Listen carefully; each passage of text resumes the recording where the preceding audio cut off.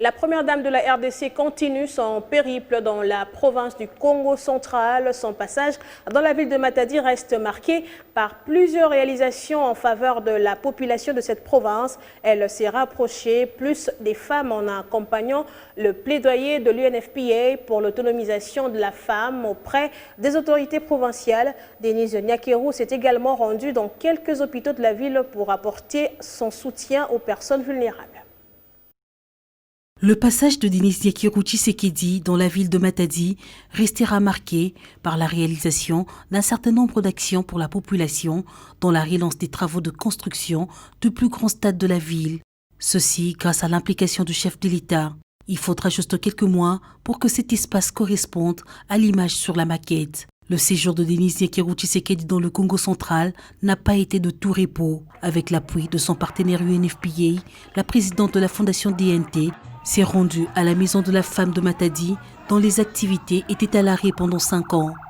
La fondation Denis Nyakeru Tshisekedi et le Fonds des Nations Unies pour la population ont équipé ce centre en matériel de bureau et de formation pour son bon fonctionnement. La maison de la femme de Matadi, mise en place en 2018 suite à un plaidoyer de l'UNFPA auprès des autorités provinciales, se veut un cadre d'apprentissage des métiers pour le développement des activités génératrices des revenus des femmes et filles de cette ville, d'accompagnement médical, juridique et psychosocial pour les cas des violences sexuelles et basées sur le genre, enfin d'alphabétisation et de planification familiale non clinique. Des actions que salue la première dame qui milite pour la mise en place des maisons de la femme dans toutes les provinces du pays. Toujours préoccupée par l'autonomisation de la femme, Denis Nyakeru Tshisekedi s'est arrêtée dans une boulangerie où elle a remis des bassins de pain, de l'argent pour renforcer le commerce des femmes vendeuses de pain dont l'activité a été secouée par la crise de la Covid-19. La santé de la mère et de l'enfant intéresse particulièrement la présidente de la fondation DNT. Elle s'est rendue à l'hôpital général de Kikanda et ensuite à la maternité provinciale de référence de Matadi, réhabilitée et équipée par l'UNFPA en 2012. Sur place, Denis Nyakeru Tshisekedi a remis des équipements médicaux, dont des tables d'accouchement, des tables de consultation gynécologique, ainsi que des ballons d'oxygène pour la réanimation des bébés à la naissance. Elle a par la même occasion honoré les factures des femmes retenues faute d'argent. Je ne m'en reviens pas, je manque les mots. Que Dieu la bénisse pour ce qu'elle a fait pour nous.